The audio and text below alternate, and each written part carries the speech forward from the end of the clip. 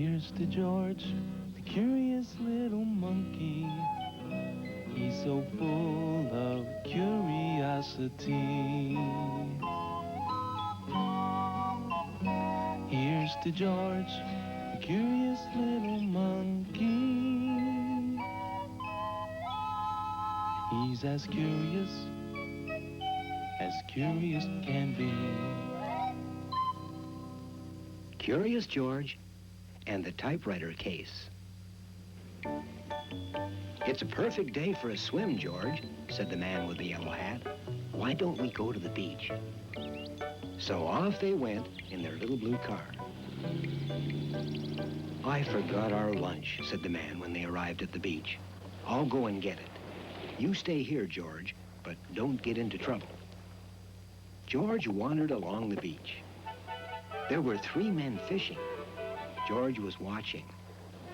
After a while, the men went to lunch. George went over to the fishing rods.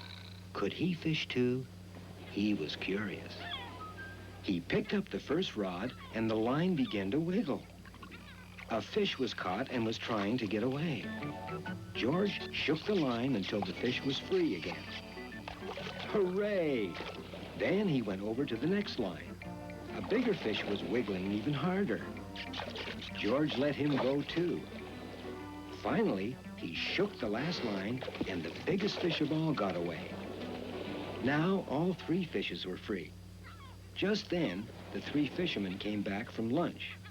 "What do you think you're doing with our fishing rods?" shouted one of them. "He's tangled up my line," said another. "Let's get him," shouted the third. It was time for George to get away.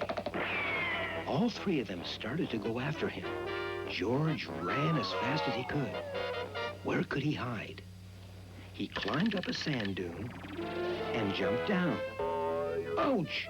George had landed on something hard. Meanwhile, a police car had come to a screeching halt in front of a beach cottage. Mrs. Brandy came running out. "Help, officer," she shouted. "Somebody stole my typewriter." "We'll try to find it, lady," said an officer, and they drove off. Further down the beach, the 3 fishermen stopped the police car. "Have you seen a little monkey?" one of them asked. "No, sir," answered an officer and drove on. "Let's look up there," said a fisherman, and they went off. George was busy digging the hard thing out of the sand. He was about to open it when a hand grabbed him from behind. "Now we've got you," shouted one fisherman. "We'll teach you not to fool around with our fish," shouted another. 3 big men surrounded him. George was scared. This time he couldn't get away. Just then the police car drove up and an officer jumped out. "Hold it, fellows," he said. "What's that thing there?" He picked up the case that George had dug out and opened it. "Look," he cried. "There it is. Why, that must be the lady's lost typewriter. That little fellow must have stolen it. Let's take him in." George was scared. Meanwhile, Mrs. Brandy came running up the dune.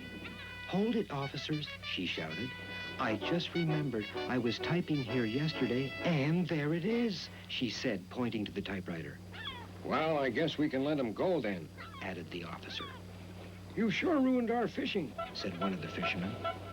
"But he did find my typewriter," said Mrs. Brandy. "And that makes up for all the trouble," added a policeman. "Thank you so much, officers," said Mrs. Brandy. "Don't thank us. Thank that little fellow," said the other officer. "He's the one that solved this case." Then the policeman left, and the fisherman went back to fish. "George, you're wonderful," said Mrs. Brandy, and she gave him a big kiss. Just then, the man with the yellow hat arrived.